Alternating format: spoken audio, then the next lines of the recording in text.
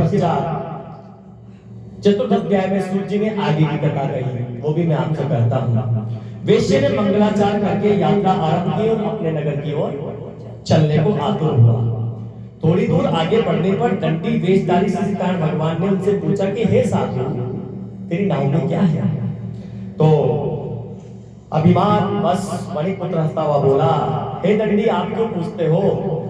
क्या धन लेने की इच्छा है? मेरी नाव में तो बेल पत्ते भरे हैं, मेरी नाव में तो बेल पत्ते भरे हैं। वेश्या का कठोर वचन सुनकर दंड वेशधारी ने कहा कि तुम्हारा वचन सत्य हो, तथास्तु, ऐसा ही हो। ऐसा कहकर वहां से चले गए और कुछ दूर जाकर समुद्र के किनारे बैठ गए। दंडी महाराज के जाने के पश्चात वेश्या नित्य क्रिया से निवृत्त होने के बाद अपनी नाव को देखता है, तो देखता है और पाता है कि उसकी नाव जो है वो ऊंची उठी हुई है। उसने चंबा किया, नाव में बेल पत्ते देखकर वो मूर्छित होकर जमीन पर गिर पड़ा और जब उसकी मूर्छा खुली तो अत्यंत शोक के साथ रोने लगा। तब उसके जमाई ने कहा, जमाई बड़े काम के साथ, जमाइयों का ध्यान रखना चाहिए। उसके जमाई ने कहा कि आप शोक न करें, जो दंडी महाराज का श्राप है, अतः हमें उनके शरण में चलना चाहिए, तभी हमारी मनोकामनाएं पूरी होगी। जामाता के वचन सुनकर साधु नामक वेश्या साधु महाराज के पास पहुंचा और अत्यंत भक्तिभाव से प्रणाम करके बोला, मैंने जो आपसे असत्य वचन कहे थे, मुझे उनके लिए क्षमा करें। ऐसा कह करके वो बहुत जोर जोर से रोने लगा। तब दंडी ने कहा कि हे बड़े पुत्र, तुम मेरी आज्ञा से बार बार तुम्हें दुख प्राप्त हो रहा है, क्योंकि तुम मेरी पूजा से विमुख हुए हो। साधु नामक वेश्या ने कहा कि हे भगवान, आपकी माया से ब्रह्मा आदि देवता भी अनभिज्ञ है, क्योंकि वो भी आपके रूप को नहीं जान पाते हैं। तो मैं तो मनुष्य मात्र हूँ, मैं अज्ञानी हूँ, भला मैं कैसे इस रूप को जानूंगा? आप प्रसन्न हो जाइए, मैं अपनी सामर्थ्य के अनुसार आपकी पूजा करूंगा, मेरी रक्षा करो और पहले के समान नौका को धन से भर दो। उसके भक्ति वचन सुनकर श्री सत्यनारायण भगवान प्रसन्न हो गए और उनकी इच्छा अनुसार वर देकर अंतर ध्यान हो गए। तब ससुर व जामाता दोनों ने नाव पर आकर देखा कि नाव धन से परिपूर्ण है। फिर वह भगवान सत्यनारायण का पूजन कर साथियों से अपने नगर को चला गया। जब अपने नगर के निकट पहुंचा तो उसने दूत को अपने घर भेजा। दूत ने साधु नामक वेश्या के घर जाकर के उसकी पत्नी को नमस्कार किया और कहा कि आपके पति अपने दामाद से नगर के समीप आ गए हैं। लीलावती उसकी कन्या कलावती उस समय भगवान का पूजन कर रही थी। दूत का वचन सुनकर साधु की पत्नी ने बड़े हर्ष के साथ भगवान सत्यदेव का पूजन किया, प्रसाद लिया और अपनी पुत्री से कहा कि मैं अपने पति के दर्शनों को जा रही हूँ, तुम भी कार्य पूर्ण करके शीघ्र आ जाना। परंतु कलावती पूजन और प्रसाद छोड़कर अपने पति के दर्शन को चली गई। पूजन और प्रसाद छोड़कर कभी नहीं जाना चाहिए। प्रसाद की अवज्ञा कारण सत्यदेव रुष्ट हुए, उसके पति को नाव से पानी में डुबो दिया। कलावती अपने पति को न पा करके रोती हुई जमीन पर गिर पड़ी। नौका को डूबा हुआ तथा कन्या को रोती हुई देखकर साधु नामक वेश्या दुखित हो बोला, हे प्रभु, मुझसे या मेरे परिवार से जो भूल हुई है मुझे उसे क्षमा करें। उसके दीन वचन सुनकर सत्यदेव भगवान प्रसन्न हो गए। आकाशवाणी हुई, हे वेश्या, तेरी कन्या मेरा प्रसाद छोड़ करके आई है, इसलिए इसका पति अदृश्य हुआ है। यदि वह अपने घर जाकर प्रसाद खाकर लौटे तो इसका पति अवश्य मिलेगा। आकाशवाणी सुनकर कलावती ने अपने घर पहुंचकर प्रसाद खाया और फिर आकर अपने पति के दर्शन किए। तत्पश्चात साधु वेश्या ने वही बंधु बांधव से सत्यदेव का विधि पूर्वक पूजन किया। वह इस लोक से सुख भोग करके अंत में स्वर्ग लोक की ओर चला गया। बोले विष्णु भगवान की। उंगली लड़ने लगी आपस में। उंगलियां कितनी आपके हाथ में? 4 उंगलियां हैं, एक अंगूठा है। तो ये सब आपस में एक दिन झगड़ा हो गया इनके बीच में।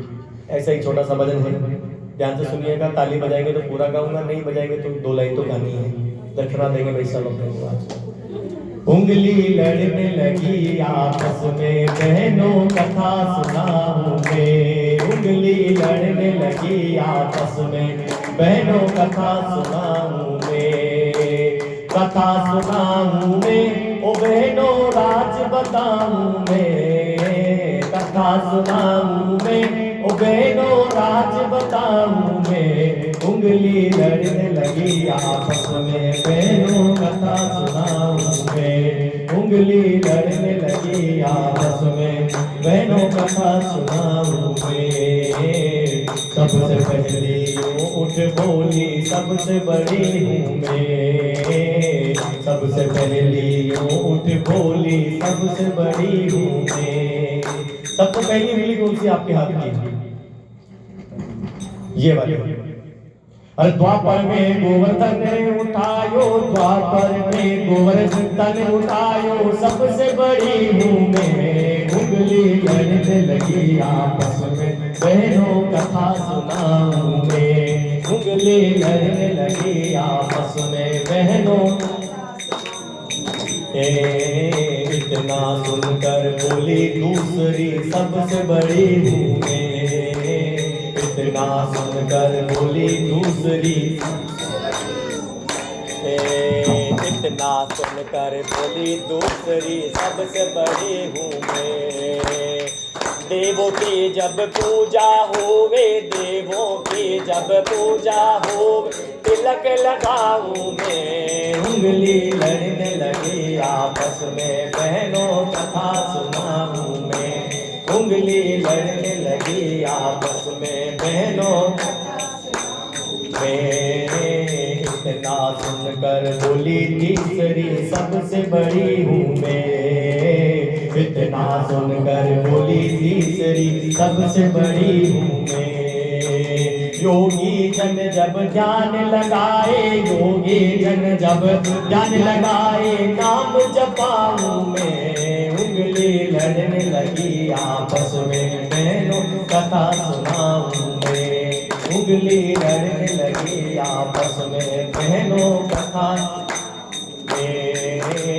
इतना सुनकर बोली चौथी सबसे बड़ी हूँ मैं। इतना सुनकर बोली चौथी सबसे बड़ी हूँ मैं। वृद्धजन जब तीरथ पे जाए, वृद्धजन जब तीरथ पे जाए, रास्ता दिखाऊं मैं। उंगली लड़ने लगी आपस में बहनों कथा सुनाऊं मैं। उंगली लड़ने लगी आपस में, उंगली लड़ने लगी आपस में बहनों कथा सुनाऊं मैं। देखो आपकी आवाज आनी चाहिए, मेरी अकेले की आवाज इतनी आ रही है कि आप सब लोग सुन रहे हो, लेकिन आपकी आवाज इतनी नहीं आ रही कि मैं सुन सकूं। उंगली लड़ने लगी आपस में बहनों कथा सुनाऊं मैं। इतना सुनकर बोला अंगूठा सबसे बड़ा हूँ मैं। इतना सुनकर बोला अंगूठा सबसे बड़ा हूँ मैं। धर्म अधर्म की बात आवे, धर्म अधर्म की बात आवे, न्याय दिलाऊं मैं। उंगली लड़ने लगी आपस में बहनों कथा सुनाऊं मैं। उंगली सुनाऊं मैं। इतना सुनकर बोली हथेली सबसे बड़ी हूँ मैं। इतना सुनकर जगह जगह जब कीर्तन होवे, जगह जगह जब सत्संग होवे, जगह जगह जब सत्संग होवे, ताली बजाऊं मैं। उंगली लड़ने लगी आपस में बहनों कथा सुनाऊं मैं। उंगली लड़ने लगी आपस में बहनों सुनाऊं मैं। बहनों कथा सुनाऊं मैं। बोले विष्णु भगवान की, बोले स्नान भगवान की।